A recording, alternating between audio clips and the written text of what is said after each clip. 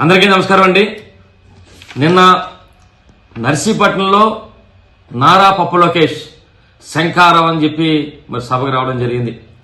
2:30కి సభ ప్రారంభిస్తారని చెప్పి 3:30 వరకు కూడా రా కదలిరా అని చెప్పి పాటలు ఎన్ని పెట్టినప్పటికీ కూడా శ్రీధర్ రాకపోతే సుమారుగా గంట పాటు బస్సులోనే ఉండి అప్పుడు 1000 కుర్చీలు వేసిన ఆ సభలో 1000 కుర్చీలు మాత్రం వేశారు.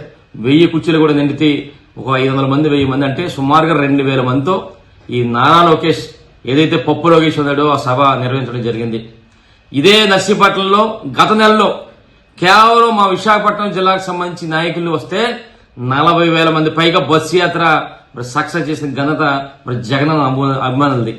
అంటే ఇలాంటి 2000 సభ పెట్టి మరి ఎన్నో విమర్శలు చేశాడు ఈ రోజు పప్పు లోకేష్. ఏమంటాడంటే ఉత్తరాంధ్ర సభ ఈయన శంకరరావు సభ అదిరిపోయిందంట, దీన్ని చూసి మరి ప్యాలెస్ లో పిల్లి వచ్చపోసుకుంటానని చెప్పి అంటాడు. మరి లోకేష్ ఎవడరా పిల్లి ఎవడ పులి నీకు తెలుసుకోసారి. ఈ రోజు రాష్ట్రంలో ఎవరైనా అడుగు పిల్లి ఎవరంటే ఈ నారా లోకేష్ అని చెప్తారు. అదే పులి ఎవరైనా అడుగు ఈ రోజు రాష్ట్రంలో పులి ఎక్కడుందంటే పులివెందుల్లో ఉంటుందని చెప్తారు. బాబు పులికి పిల్లికి తేడా తెలుసుకొని నీలాంటి పిల్లిలు ఎంతమంది వచ్చినా సరే మా పులిని ఏమీ పీకలేరన్న సంగతి మరి నారా పప్పు లోకేష్ తెలుసుకోవాలని చెప్పి మీ ద్వారా తెలియపరుస్తున్నాను. మరి నిన్న అంటాడు మరి మేము అధికారంలోకి వస్తే 3,000 రూపాయలు నిరుద్యోగ వృత్తి ఇస్తామని చెప్పి మళ్ళీ చెప్తాడు. ఆనాడు 2014లో మీ నాన్న ఈ 420 చంద్రబాబు చెప్పాడు. ఏమన్నాడు? మేము అధికారంలోకి వస్తే ప్రతి ఇంటికి కూడా ఉద్యోగం ఇస్తాం, ఉద్యోగం ఇవ్వకపోతే 2,000 రూపాయలు నిరుద్యోగులు ఇస్తామని చెప్పి ఇప్పుడు మాయ మాటలు చెప్పి నిరుద్యోగులు మోసం చేశాడు.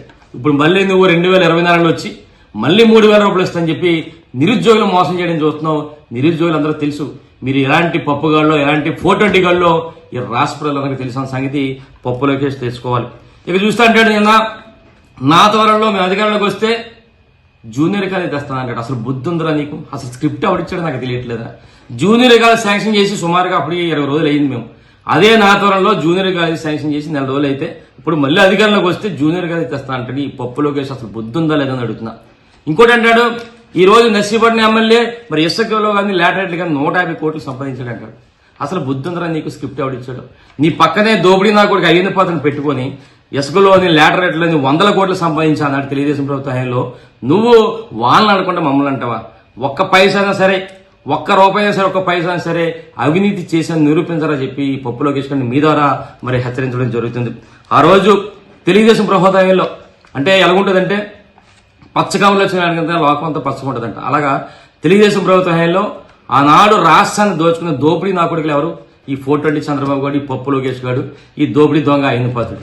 మీలాంటి వాళ్ళందరూ కూడా మమ్మల్ని మా నాయకులను విమర్శిస్తే చాలా విడ్డూరంగా ఉంది. ఆనాడు తెలుగుదేశం ప్రభుత్వంలో చెత్త పరిపాలన ఇచ్చిన చెత్త నా కొడుకులు ఎవరంటే ఈ 420 చంద్రబాబు, ఈ పప్పు నారా లోకేష్, ఈ దోపిడీ దొంగ అయిన పాత్రుడు సంగతి ఈ రోజు రాష్ట్ర ప్రజలందరికీ కూడా తెలుసు.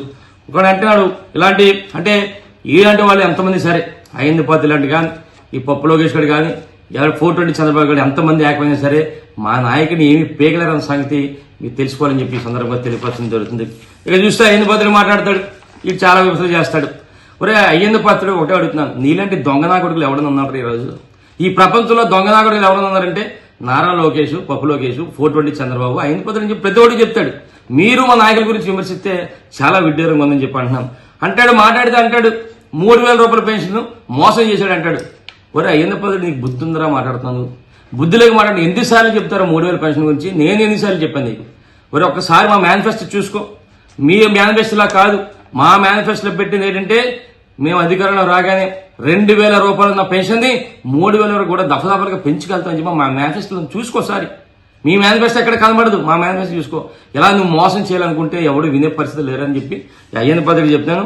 ఆనాడు రైతులను మోసం చేశారు, డోక్రా మహిళలు మోసం చేశారు, నిరుద్యోగులను మోసం చేసిన ఈ చెత్తనా కొడుకులు మా నాయకుల గురించి మాట్లాడుతుంటే చాలా ఆశ్చర్యంగా ఉందని చెప్పి సందర్భంగా తెలియపరుస్తున్నాను. అంటే మీలాంటి శాడిస్ట్ నా కొడుకులు రాబోయే రోజుల్లో ఎంతమంది ఎన్ని చేసినా సరే మీ రాష్ట్ర ప్రజలు సిద్ధంగా ఉన్నారు, రాజకీయ సమాధి చేయడానికి సిద్ధంగా ఉన్నారు. ఎందుకంటే ఈ రోజు రాష్ట్రంలో గౌరవ ముఖ్యమంత్రి వైఎస్ జగన్మోహన్ గారు ఎక్కడ పార్టీలు చూడకుండా రాజకీయాలు చూడకుండా ప్రతి ఒక్కరు కూడా ఎన్నో సంక్షేమ పథకాలు అందిస్తున్న సంగతి అందరూ చూస్తున్నాం. ఈ రోజు ఏ గ్రామం వెళ్ళినా ఏ ఇంటికి వెళ్ళినా సరే మా పార్టీ నాయకులతో సమానంగా ముఖ్యంగా మహిళలందరూ కూడా 100% మహిళలందరూ కూడా జగన్మోహన్ గారి నాయకత్వాన్ని కోరుకుంటున్నారు.